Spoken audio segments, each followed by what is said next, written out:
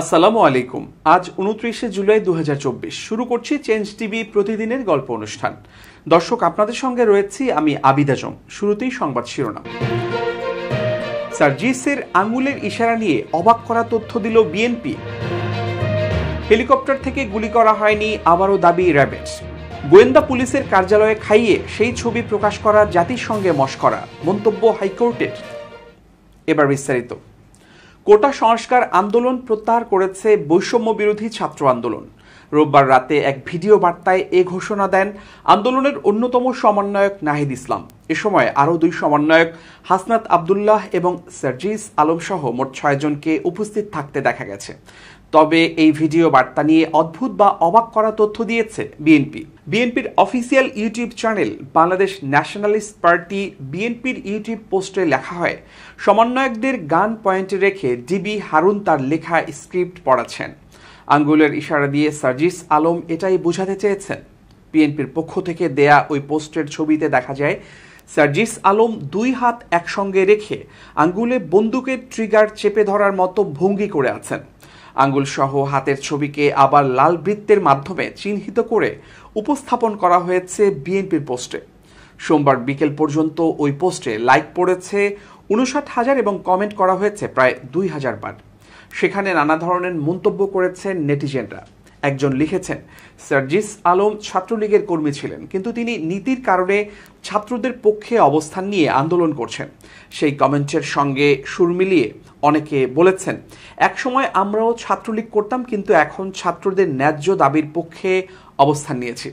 তবে social media বিশ্লেষক আবু আরিজ বলেন, বিএনপি তার নিজস্ব দৃষ্টিভঙ্গি থেকে বিশ্লেষণ করে এ ধরনের ফটো আপলোড করেছে। সার্জিস আলমকে সরাসরি জিজ্ঞেস করলেই এর সদুত্তর পাওয়া যাবে। তবে এ ধরনের সাইন নিয়ে বিভিন্ন সময়ে জনগণকে বিভিন্ন বার্তা দেওয়ার নজির পৃথিবীর অন্য দেশেও আছে।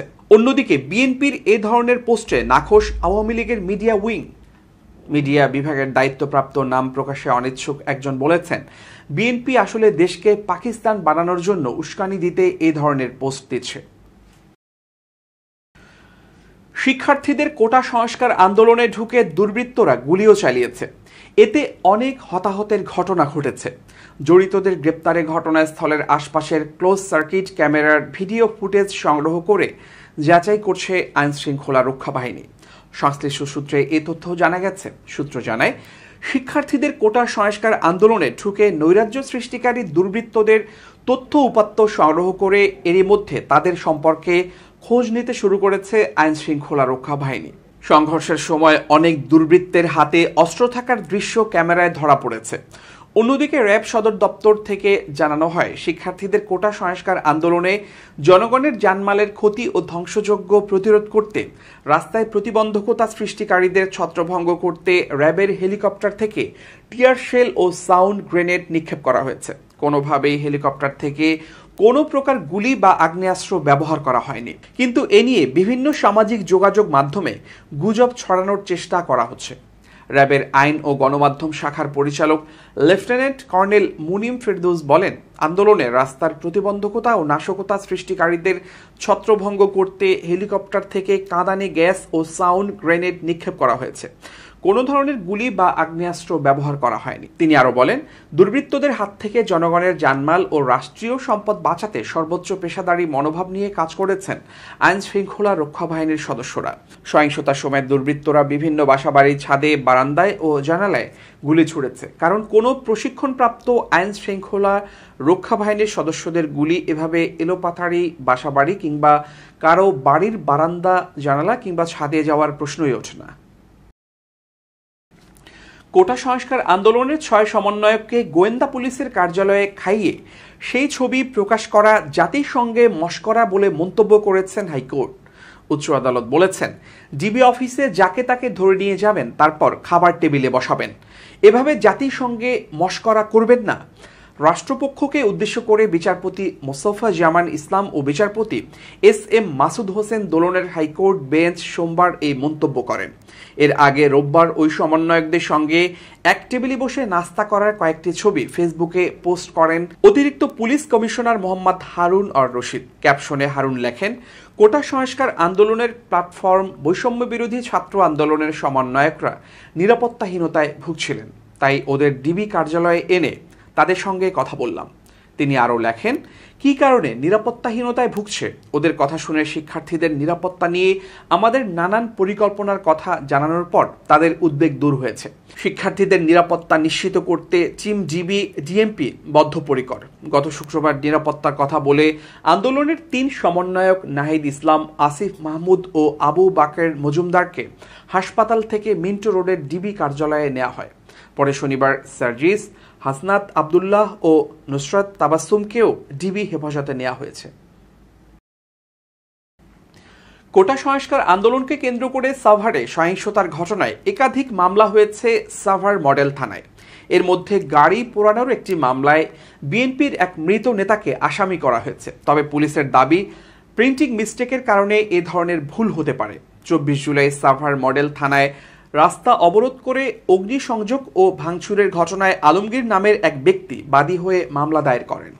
এর আগে 18 জুলাই সাভারের ঢাকা আরিচা মহাসড়কের সাভার বাজার বাস স্ট্যান্ডে 4টি বাস ও একটি ট্রাকে আগুন দেন দুষ্কৃতিকারীরা। ওই ঘটনায় আগুনে পুড়ে যায় জাহাঙ্গীর পরিবহন নামের একটি যাত্রীবাহী বাস।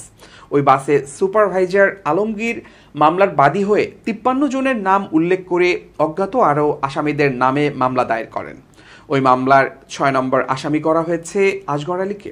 এতে বাবার নাম উল্লেখ করা হয়েছে মৃত আফসার উদ্দিন এবং সাভার পৌর এলাকার জালেশ্বর বাসিন্দা দেখানো হয়েছে। মামলায় উল্লেখিত সাভার পৌর এলাকায় গিয়ে আসগর আলী নামের কাউকে পাওয়া যায়নি। ওই বাড়ির মালিক মফিজউদ্দিন বলেন, এই বাসায় আসগর আলী নামের কেউ থাকে না, আগেও কখনো এই নামে কেউ ভাড়া থাকেনি।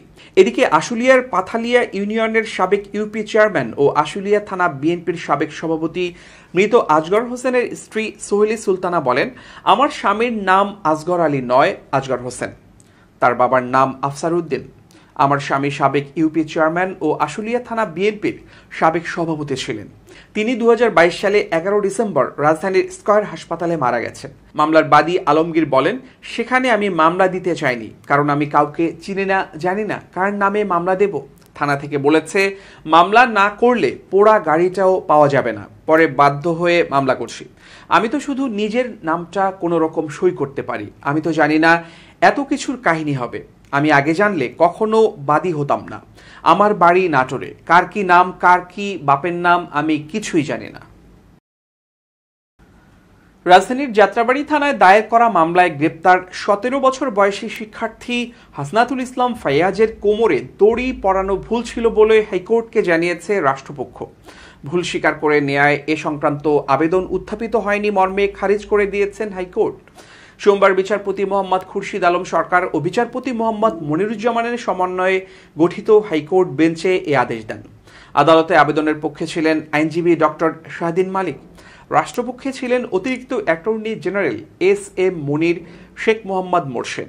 এর আগে রোববার আইন লঙ্ঘন করে ফাইয়াজকে দড়ি বেঁধে পুলিশ ভ্যানে তোলা এবং রিমান্ডে নেয়ার বিরুদ্ধে জনস্বার্থে রিট আবেদন করেন আইনজীবী ডক্টর শাহদিন মালিক। শুনানিকালে রাষ্ট্রপক্ষের আইনজীবী অতিরিক্ত অ্যাটর্নি জেনারেল শেখ মোহাম্মদ মোরশেদ হাইকোর্টকে বলেন, ওই শিক্ষার্থীকে রিমান্ডে নেওয়া হবে না। তার পরিবার আদালতে জামিন আবেদন নিয়ে গেলে তা বিবেচনা করা হবে, আর এক্ষেত্রে শিশু আইনে পদক্ষেপ নেওয়া হবে। এ সময় হাইকোর্ট বলেন, আমরা টিভি চ্যানেলে দেখেছি তার বাবা সব ডকুমেন্টস দেখিয়েছে যে ছেলেটির বয়স 17, কিন্তু ম্যাজিস্ট্রেট তা বিবেচনা করেননি। কাজ একটা করে তা হালাল করার জন্য জেদাজেদি করবেন। বিষয়গুলো যেন এমন না হয়। আদালত আরও বলেন, ঠিক আছে, অনেক ধ্বংসযজ্ঞ হয়েছে, কিন্তু এমন 2-1টা ঘটনার জন্য পুরো বিষয়টি প্রশ্নবিদ্ধ হবে। বিচারকের এমন অপকর্মের কারণে বিচারও প্রশ্নবিদ্ধ হতে পারে। এক পর্যায়ে হাইকোর্ট রাষ্ট্রপক্ষের আইনজীবীকে বলেন, বাচ্চাটা আপনার হলে কি করতেন, তাই এ বিষয়ে আজই পদক্ষেপ নিন। কোটা সংস্কার আন্দোলনকে কেন্দ্র করে সৃষ্ট উদ্ভূত পরিস্থিতিতে ঢাকা বিশ্ববিদ্যালয়ের কোনো শিক্ষার্থী হয়রানির শিকার হলে বিশ্ববিদ্যালয়ের প্রক্টর অফিসে জানানোর নির্দেশনা দিয়েছে বিশ্ববিদ্যালয় প্রশাসন। এ বিষয়ে বিশ্ববিদ্যালয় থেকে সম্ভাব্য সকল সহযোগিতা প্রদান করা হবে। সোমবার বিশ্ববিদ্যালয়ের জনসংযোগ দপ্তরের পরিচালক মাহমুদ আলম স্বাক্ষরিত এক সংবাদ বিজ্ঞপ্তিতে এ বিষয়ে জানানো হয়। বিজ্ঞপ্তিতে বলা হয়, কোটা সংস্কার আন্দোলনকে কেন্দ্র করে সহিংসতা ও আইন শৃঙ্খলা বিনষ্টকারী কর্মকাণ্ডে লিপ্ত থাকার অভিযোগে বিভিন্ন ব্যক্তির বিরুদ্ধে ব্যবস্থা গ্রহণের নানা সংবাদ গণমাধ্যমে পরিলক্ষিত হচ্ছে।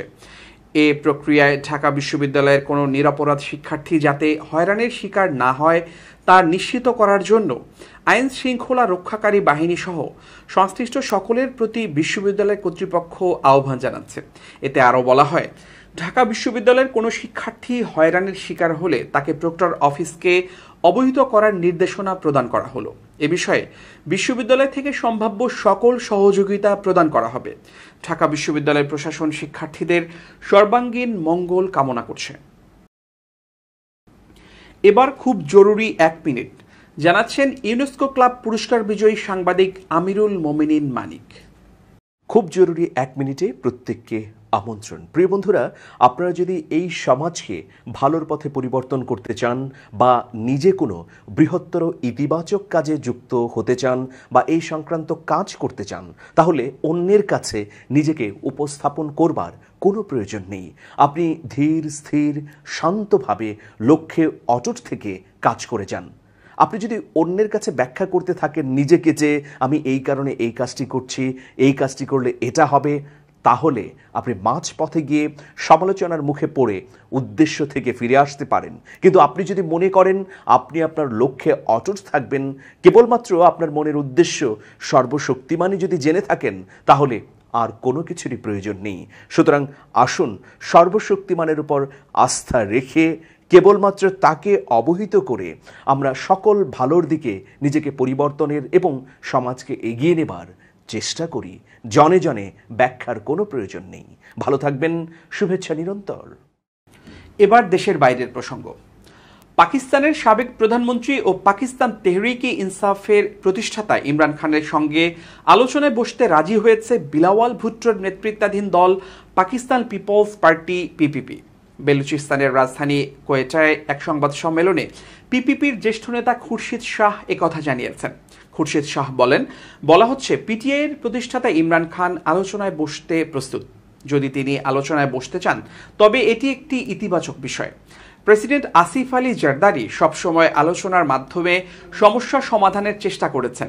ইমরান খান আলোচনায় বসতে চাইলে পিপিপি প্রয়োজনীয় সহযোগিতা করবে। পিপিপি সহ অন্যান্য দল সমর্থিত পাকিস্তান মুসলিম লীগ নওয়াজ পিএমএল-এর নেতৃত্বাধীন সরকারের বিরুদ্ধে পিটিআই যখন কঠোর অবস্থান নিয়েছে, ঠিক তখন এই মন্তব্য এলো। তুর্কি প্রেসিডেন্ট রিসেপ তাইপ এরদোয়ান বলেছেন, ফিলিস্তিনিদের সহায়তার জন্য তার দেশ ইসরায়েলে প্রবেশ করতে পারে, যেভাবে তারা লিবিয়া ও নাগর্নো কারাবাখে করেছিল। রিসেপ তাইপ এরদোয়ান তার নিজ শহর রিজে ক্ষমতাসীন একে পার্টির এক সভায় বক্তৃতাকালে বলেন, আমরা অবশ্যই খুবই শক্তিশালী, ফলে ফিলিস্তিনিদের প্রতি ইসরায়েল যেসব অদ্ভুত কাজ করতে পেরেছে আমাদের সাথে পারবে না। ঠিক যেমন আমরা কারাবাখে প্রবেশ করেছিলাম, ঠিক যেমন লিবিয়ায় প্রবেশ করেছিলাম, আমরা সেভাবে তাদের ভেতরেও প্রবেশ করতে পারি। রিসেপ তাইপ এরদোয়ান আরও বলেন, আমরা এমনটা করব না, এর কোনো কারণ নেই, আমরা অবশ্যই শক্তিশালী আর এই ধরনের পদক্ষেপ গ্রহণ করতে পারি। তার এই বক্তৃতা টেলিভিশনে প্রচার করা হয়। এরদোয়ানের এই মন্তব্যের পর ইসরায়েলি পররাষ্ট্রমন্ত্রী ইসরায়েল কাটজ এক্সে বলেন, তুর্কি প্রেসিডেন্ট সাদ্দাম হোসেনের পদাঙ্ক অনুসরণ করে ইসরায়েলকে আক্রমণ করার হুমকি দিচ্ছেন। কাটজ বলেন, সেখানে কি ঘটেছিল এবং কিভাবে তা শেষ হয়েছিল তা এরদোয়ানের মনে রাখা উচিত। লিবিয়ায় জাতিসংঘ স্বীকৃত সরকারের সমর্থনে 2020 সালে লিবিয়ায় তুর্কি বাহিনী প্রবেশের কথা বলেন এরদোয়ান। গত বছর তুরস্ক বলেছিল যে আজারবাইজানকে তারা সামরিক সহ সকল উপায়ে সহায়তা দিচ্ছে। উল্লেখ্য, নাগর্নো কারাবাখে সামরিক অভিযান পরিচালনা করেছিল আজারবাইজান। তবে আজারবাইজানের সামরিক অভিযানে সরাসরি হস্তক্ষেপ করার কথা অস্বীকার করে তুরস্ক। দর্শক, শেষ করছি প্রতিদিনের গল্পের আজকের গল্প। changetv.press বাংলাদেশের ইউটিউব জার্নালিজমের অগ্রদূত। ভিজিট করুন এর ওয়েবসাইট www.changetv.press, ইউটিউব youtube.com/changetvpress এবং সাবস্ক্রাইব করুন চ্যানেলটি। নিয়মিত লাইক, কমেন্ট ও শেয়ার করে আপডেট রাখুন নিজেকে। ভালো থাকুন, নিরাপদে থাকুন, শুভেচ্ছা নিরন্তর।